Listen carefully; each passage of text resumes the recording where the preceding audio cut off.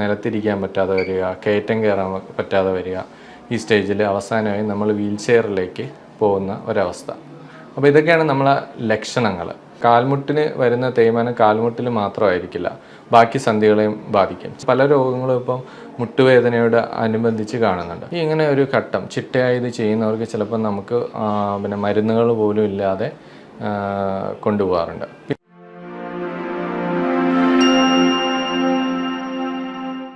നമസ്കാരം, എൻ്റെ പേര് ഡോക്ടർ പ്രശാന്ത് JS. ഞാൻ കോഴിക്കോട് ഫാത്തിമ ഹോസ്പിറ്റലിലെ consultant trauma replacement and arthroscopy സർജനാണ്. ഞാൻ ഇന്നിവിടെ സംസാരിക്കാൻ പോകുന്ന വിഷയം മുട്ടുവേദനയും അതിൻ്റെ പരിഹാര മാർഗങ്ങളും. മുട്ടുവേദന നമ്മുടെ ശരീരത്തിലെ ഒരു വലിയ സന്ധിയാണ്. തുടയെല്ലും താഴത്തെ കാലിലെ എല്ലും ചേർന്നുണ്ടാവുന്ന ഒരു സന്ധി. അതിൻ്റെ മുന്നിലായി ഒരു ചിരട്ടയെല്ലും കാണപ്പെടുന്നു. തുടയെല്ലിനും നമ്മുടെ താഴെയുള്ള കാലിലെ എല്ലിനും ഇടയ്ക്ക് ഒരു തരുണാസ്ഥിയുണ്ട്. അതിനെ നമ്മൾ കാർട്ടിലേജ് എന്ന് പറയും.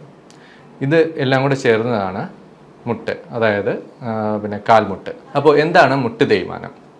മുട്ട് തേയ്മാനം എന്ന് വെച്ചാൽ നമ്മുടെ ഈ തുടയെല്ലിലും കാലിന് ഇടയിലുള്ള തരുണാസ്ഥി തേഞ്ഞു പോകുന്നതിനാണ് സാധാരണ നമ്മൾ മുട്ട് തേയ്മാനം എന്ന് പറയുന്നത്. ഇതിൻ്റെ പ്രധാന കാരണങ്ങൾ ഏറ്റവും കൂടുതലായി കാണുന്നത് നമ്മളൊരു 10 പേരിൽ 3 പേർക്ക് സാധാരണ 50 വയസ്സ് കഴിഞ്ഞാൽ മുട്ട് തേയ്മാനം കാണാറുണ്ട്. അപ്പോൾ പ്രായമാണ് മുട്ട് തേയ്മാനത്തിൻ്റെ ഏറ്റവും വലിയ കാരണം. 2, ചെറുപ്പകാലത്തൊക്കെ ഉണ്ടാകുന്ന പരിക്കുകൾ. അതിൽ നമ്മുടെ കാർട്ടിലേജ് അല്ലെങ്കിൽ തരുണാസ്ഥിയിലോ മുട്ടിനകത്തുള്ള ലിഗമെൻറ്റുകൾക്കോ മുട്ടിലെ വാഷറായ മെനിസ്കസിനോ ഉണ്ടാകുന്ന പരിക്കുകൾ അവസാനം മുട്ട് തേയ്മാനത്തിന് കാരണമാകാം. പിന്നെ ഒന്ന് ഇൻഫെക്ഷൻ. നമുക്ക് മുട്ടിൽ എന്തെങ്കിലും അണുബാധ ഉണ്ടായിക്കഴിഞ്ഞാൽ അത് കാലക്രമേണ അണുബാധ പോയാലും നമ്മുടെ തരുണാസ്ഥി ദ്രവിച്ചു പോവുകയും അത് തേയ്മാനത്തിലോട്ട് മാറുകയും ചെയ്യുന്നു. പിന്നെ ഉള്ളത് വാതരോഗങ്ങൾ നമ്മൾ സാധാരണ ആമവാദം, സന്ധിവാദം, പിന്നെ യൂറിക് ആസിഡ് അങ്ങനെയുള്ള അല്ലെങ്കിൽ ചിലപ്പോഴുണ്ടാകുന്ന പനി, ചിക്കൻ ഗുനിയ അങ്ങനെ പോലുള്ള വാദങ്ങൾ അവസാനം മുട്ട് തേയ്മാനത്തിലേക്ക് മാറും. ഇങ്ങനെ 3-4 കാരണങ്ങളാണ് മുട്ട് തേയ്മാനം ഉണ്ടാക്കുന്നത്. ഇനി എന്തൊക്കെയാണ് മുട്ട് തേയ്മാനത്തിൻ്റെ ലക്ഷണങ്ങൾ? സാധാരണ എൻ്റെ OPയിൽ വരുന്ന രോഗികൾ ഞാൻ 3ആയിട്ട് തിരിക്കാറുണ്ട്. ഒന്ന്, ആദ്യം, അതായത് തുടക്കത്തിലുള്ള തേയ്മാനങ്ങൾ. സാധാരണ ഒരു 40 വയസ്സ് 50 വയസ്സിനിടയിലാണ് തുടക്കത്തിലെ തേയ്മാനം കാണുന്നത്. രണ്ടാമത് ഒരു മിഡിൽ ഷേപ്പിലുള്ള, അതായത് മിഡിൽ സ്റ്റേജിലുള്ള തേയ്മാനം. മൂന്നാമത് സിവിയർ ആയിട്ടുള്ള തേയ്മാനം. അപ്പോൾ ലക്ഷണങ്ങളെന്ന് വെച്ച് കഴിഞ്ഞാൽ ആദ്യത്തെ സ്റ്റേജിൽ നമുക്ക് ചെറിയൊരു വേദന, അത് കൂടുതലും ഡിമാൻഡിങ് ആക്ടിവിറ്റീസ്, അതായത് സ്റ്റെപ്പ് കയറുമ്പോൾ അല്ലെങ്കിൽ നിലത്തിരിക്കാൻ, നമ്മൾ നിലത്ത് എന്തെങ്കിലും ഇന്ത്യൻ ക്ലോസറ്റ് ആയാലും അല്ലെങ്കിൽ നമുക്ക് എന്തെങ്കിലും പ്രാർത്ഥന അങ്ങനെ എന്തെങ്കിലും നിലത്തിരിക്കേണ്ട സ്ഥിതി വരുമ്പോൾ എഴുന്നേൽക്കുമ്പോഴുള്ള വേദന. അത് കഴിഞ്ഞ് നമ്മൾ കുനിഞ്ഞ് ചെയ്യുന്ന, അതായത് വെയിറ്റ് എടുക്കേണ്ടി വരുന്ന ജോലികൾ ചെയ്യുമ്പോൾ ചെറിയ വേദന, അല്ലെങ്കിൽ കുറേ ദൂരം നടന്നതിന് ശേഷം നമ്മൾ പിന്നെ വരുമ്പോഴത്തേക്ക് ഉണ്ടാകുന്ന വേദന. ഇതെല്ലാം നമ്മൾ രാവിലെ അധികം വേദന ഉണ്ടാവില്ല. അവസാനം നമ്മൾ വൈകുന്നേരം അടുക്കുമ്പോൾ ജോലിയൊക്കെ ഇങ്ങനെ ചെയ്ത് കുറച്ചൊരു ക്ഷീണമാകുമ്പോഴാണ് ഈ വേദന കാണപ്പെടുന്നത്. അത് കഴിഞ്ഞിട്ട് രണ്ടാമത്തെ സ്റ്റേജിലേക്ക് ആകുമ്പോഴത്തേക്കും നമുക്ക് തുടക്കത്തിൽ തന്നെ, അതായത് നമ്മൾ കുറച്ച് നേരം രാവിലെ കഴിഞ്ഞ് കുറച്ച് നേരം ജോലി എടുക്കുമ്പോൾ തന്നെ കാല് ചെറുതായിട്ട് വേദന തുടങ്ങും. അത് ഈ പറഞ്ഞ ഡിമാൻഡിങ് ആക്ടിവിറ്റി അല്ലാതെ കുറച്ച് ദൂരം നമുക്ക് 1 കിലോമീറ്റർ താഴെയൊക്കെ നടന്നു തുടങ്ങുമ്പോൾ തന്നെ ഈ വേദന കാണാറുണ്ട്.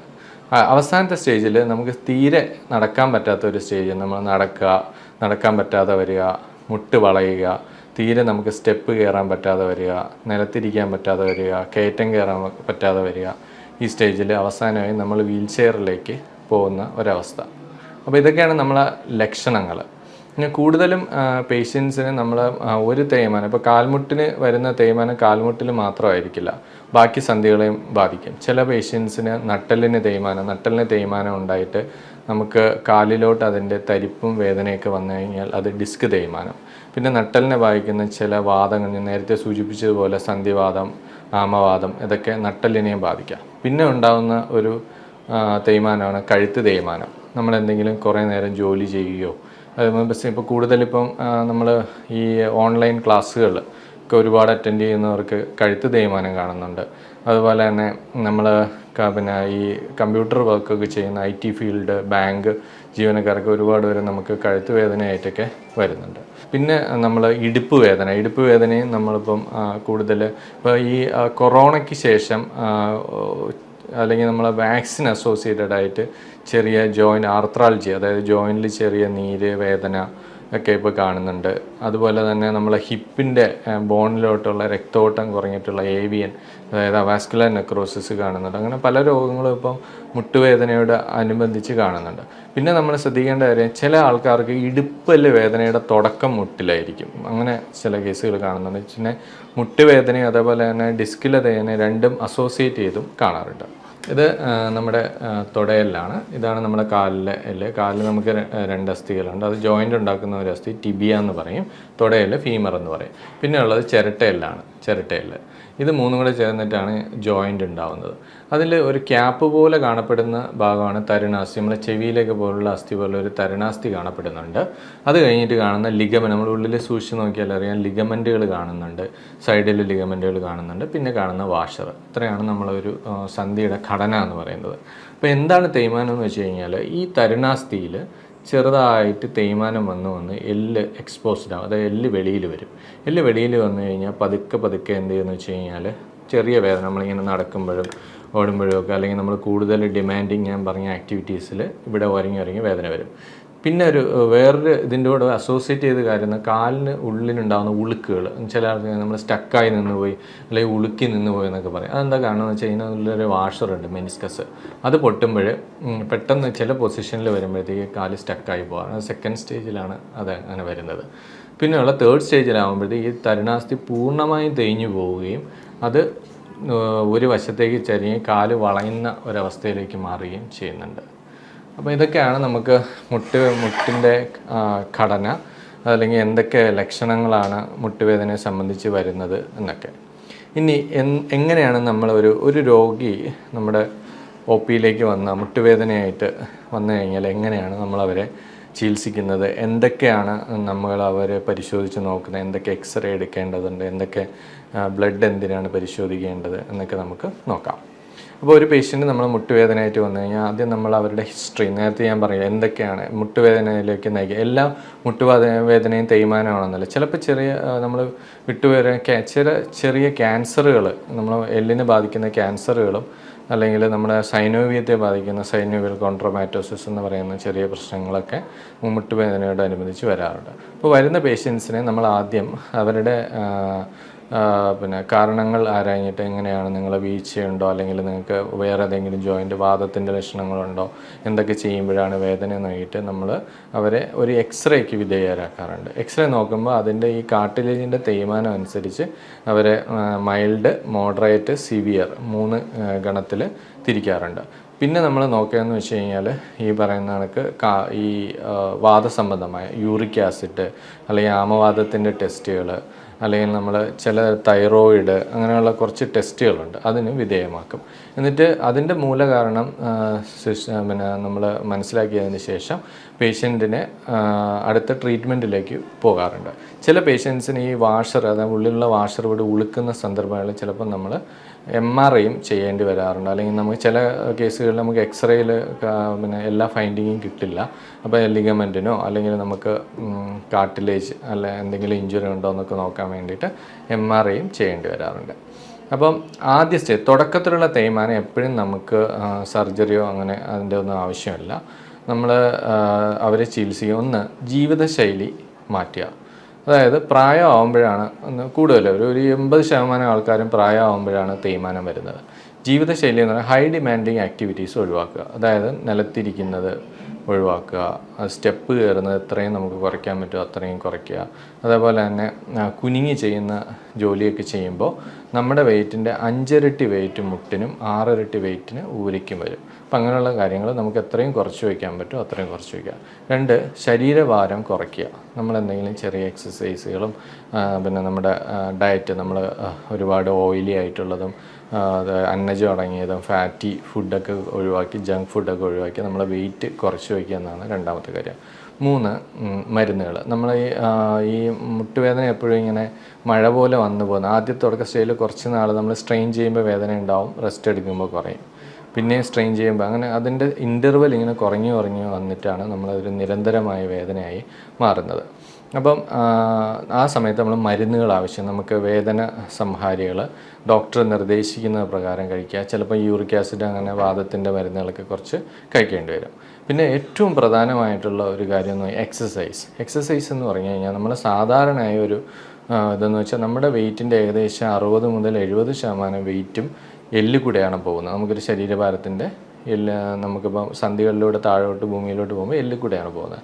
ബാക്കിയുള്ള 30% വെയിറ്റ് ബിയറിങ്ങും മസിലുകളാണ് ചെയ്യുന്നത്. അപ്പോൾ നമ്മൾ എന്താ ചെയ്യുന്നത് വെച്ച് കഴിഞ്ഞാൽ മസിലുകൾ ബലപ്പെടുത്തുമ്പോൾ എല്ലിനിടയിലുള്ള പ്രഷർ കുറച്ചുകൊണ്ട് തേയ്മാനത്തിൻ്റെ വേദന കുറയ്ക്കുക എന്നുള്ളതാണ് അത് നമുക്ക് 2 രീതിയിൽ ചെയ്യാം. ഫിസിയോതെറാപ്പി എന്ന് പറഞ്ഞാൽ നമ്മൾ അവിടെ പോയിട്ട് ചൂടിൻ്റെയും അങ്ങനെയുള്ള അൾട്രാസൗണ്ട് തെറാപ്പി പോലുള്ള ചികിത്സകളുണ്ട്.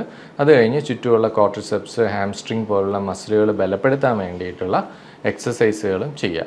ഇങ്ങനെ ഒരു ഘട്ടം ചിട്ടയായി ഇത് ചെയ്യുന്നവർക്ക് ചിലപ്പോൾ നമുക്ക് പിന്നെ മരുന്നുകൾ പോലും ഇല്ലാതെ കൊണ്ടുപോകാറുണ്ട്. പിന്നെ നമ്മൾ കഴിക്കുന്ന ഒരു സാധനം എന്ന് വെച്ചാൽ തരുണാസ്ഥി ഉണ്ടായ ഒരാളെ ഗ്ലൂക്കോസമിനോ ഗ്ലൈക്കാൻസ് എന്ന് പറയുന്ന കുറച്ച് മരുന്നുകൾ നമ്മൾ കഴിക്കാറുണ്ട്. പിന്നെ സ്ത്രീകളിലും ഒക്കെ കൂടുതലും കാൽഷ്യം കുറവുള്ള അസ്ഥിബലക്ഷയവും തേയ്മാനത്തിൻ്റെ ആക്കം കൂട്ടുന്ന ഒരു വസ്തുതയാണ്.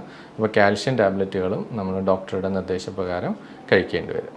ഇനി നമുക്കിപ്പോൾ തേയ്മാനത്തിന് തീരെ നമുക്ക് നടക്കാൻ പറ്റാത്ത ഒരു അവസ്ഥ വരിക, അല്ലെങ്കിൽ കാൽമുട്ട് അമിതമായിട്ട് വളഞ്ഞു പോവുക, അല്ലെങ്കിൽ നമ്മൾ ഡെയിലി ആക്ടിവിറ്റീസ് നമുക്ക് നമ്മുടെ സ്വന്തം കാര്യങ്ങൾ ചെയ്യാനുള്ള ബുദ്ധിമുട്ട് കൂടി വരിക, അല്ലെങ്കിൽ നമുക്ക് പിന്നെ വേദന രാത്രിക്കിടെ റെസ്റ്റ് എടുക്കുമ്പോൾ പോലും വേദന വരിക എന്നുള്ള അവസ്ഥയിൽ നമുക്ക് എന്ത് മരുന്ന് തന്നാലും അല്ലെങ്കിൽ നമ്മൾ എക്സസൈസുകളൊന്നും ചെയ്യാൻ പറ്റാത്ത ഒരവസ്ഥയിലേക്ക് മാറും.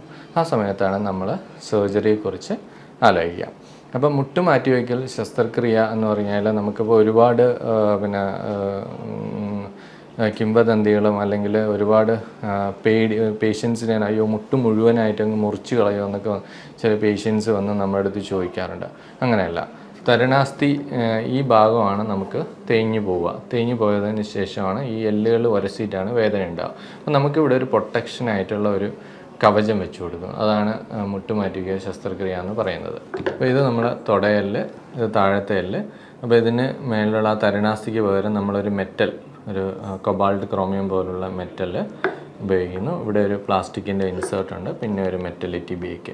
അപ്പോൾ ഒരു 3 മില്ലിമീറ്റർ മുതൽ 9 മില്ലിമീറ്ററുള്ള ഒരു ഭാഗം മുറിച്ച് കളഞ്ഞതിന് ശേഷം അവിടെ നമ്മളിത് വെക്കുന്നു. ഇതാണ് ഈ ഓപ്പറേഷൻ. അതുപോലെ തന്നെ നമ്മുടെ ഓപ്പറേഷന് ശേഷം നമ്മുടെ സ്വന്തം കാര്യങ്ങൾ ചെയ്യാനും നമുക്ക് വേദനരഹിതമായി നടക്കാനും കഴിയും. അപ്പോൾ ഞാൻ നേരത്തെ പറഞ്ഞ സങ്കീർണമായ വേദനകളുള്ള ഒരവസ്ഥയിൽ എത്തിച്ചേരുമ്പോൾ നമ്മൾ മുട്ടുമാറ്റി വയ്ക്കും. അപ്പോൾ എന്താണ് നമ്മൾ ഇതിന് വേണ്ടിയുള്ള തയ്യാറെടുപ്പുകൾ? നമ്മളതൊരു വളരെയധികം പ്ലാൻഡ് ആയിട്ടുള്ള ഒരു ഓപ്പറേഷനാണ്, എമർജൻസി ആയിട്ടുള്ള ഒരു ഓപ്പറേഷനല്ല. അപ്പോൾ നമ്മളൊരു പേഷ്യൻ്റ് വന്നു കഴിഞ്ഞാൽ പേഷ്യൻറ്റിന് നമ്മൾ ആദ്യം തന്നെ കാർഡിയോളജി, മെഡിസിൻ, അതേപോലെ തന്നെ നമുക്ക് എവിടെയെങ്കിലും അണുബാധകളുണ്ടോ, അതിപ്പോൾ നമ്മൾ ENT ആയാലും യൂറോളജി അല്ലെങ്കിൽ പിന്നെ ഡെൻ്റലോ എന്തെങ്കിലുമൊക്കെ അണുക്കൾ ബാധ ഉണ്ടെങ്കിൽ അതൊക്കെ ചോദിച്ചിറങ്ങിയിട്ട് അതിൻ്റെ അണുക്കൾ ബാധയെല്ലാം മാറ്റി നമ്മൾ കാർഡിയോളജിസ്റ്റിൻ്റെ ഒരു ഫിറ്റ്നസ് മേടിക്കും, മെഡിസിൻ ഫിറ്റ്നസ് മേടിക്കുക, അനസ്തേഷ്യ ഡോക്ടറുടെ ഫിറ്റ്നസ്സൊക്കെ മേടിച്ചിട്ടാണ് പേഷ്യൻറ്റിനെ അഡ്മിറ്റ് ആക്കി കഴിഞ്ഞാൽ നമ്മൾ ഒരു ദിവസം സർജറി ചെയ്യുന്നു. പിറ്റേ ദിവസം തന്നെ നമുക്ക് ഇവിടെ നമ്മളെ ഫാത്തിമ ഹോസ്പിറ്റലിൽ ചെയ്യുന്ന സർജറി വേദന കുറഞ്ഞ ഒരു സർജറിയാണ്.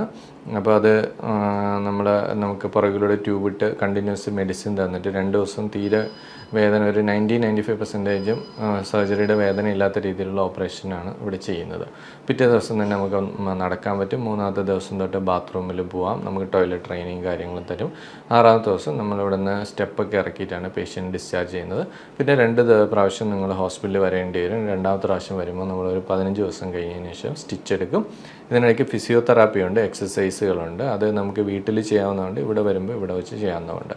പിന്നെ വേറെ കുറേ സംശയങ്ങൾ, നമ്മൾ ഇതിലിടുന്ന പിന്നെ എത്ര നാൾ നിലനിൽക്കും നോക്കണം. സാധാരണ നമ്മളൊരു 10 മുതൽ 15 വർഷം, ചിലപ്പോൾ 20 വർഷം വരെ ചില പേഷ്യൻസിന് കിട്ടാറുണ്ട്. ഓരോരുത്തരുടെ ഉപയോഗം അനുസരിച്ചിരിക്കും. സാധാരണ നമ്മൾ ഉപയോഗിക്കുന്ന അമേരിക്കൻ, ജർമ്മൻ മെയ്ഡ് സാധനം, പിന്നെ ഇംഗ്ലണ്ട് അവിടെ നിന്നൊക്കെ വിദേശ നിർമ്മിതമായ ഇതാണ് നമ്മളിവിടെ മുട്ടുമാറ്റി വയ്ക്കാൻ വേണ്ടി ഉപയോഗിക്കുന്നത്. പിന്നെ അവസാന സ്റ്റേജിൽ നമ്മൾ 1 മാസം കഴിഞ്ഞതിന് ശേഷം ഇവരെ മുറിവെല്ലാം ഉണങ്ങി നല്ലോണം എക്സസൈസൊക്കെ ചെയ്ത് ഒരു 3 മാസം വരെ നമ്മൾ ഫോളോ അപ്പിന് വരാൻ പറയാറുണ്ട്. അത് കഴിഞ്ഞാൽ സ്വന്തം ജീവിതത്തിലേക്ക് തിരിച്ചു പോവാം. അപ്പോൾ ഇതാണ് മുട്ടുവേദനയെക്കുറിച്ച് എനിക്ക് പറയാനുള്ളത്. അപ്പോൾ നിങ്ങൾക്ക് എന്തെങ്കിലും സംശയങ്ങളുണ്ടെങ്കിൽ താഴെയുള്ള കമൻറ്റ് ബോക്സിൽ കമൻറ്റ് ചെയ്യുക. സമയമനുസരിച്ച് ഞാൻ അതിന് റിപ്ലൈ ചെയ്യുന്നതായിരിക്കും. ഇനി മറ്റൊരു വിഷയവുമായി അടുത്ത പ്രാവശ്യം കാണാം. നമസ്കാരം.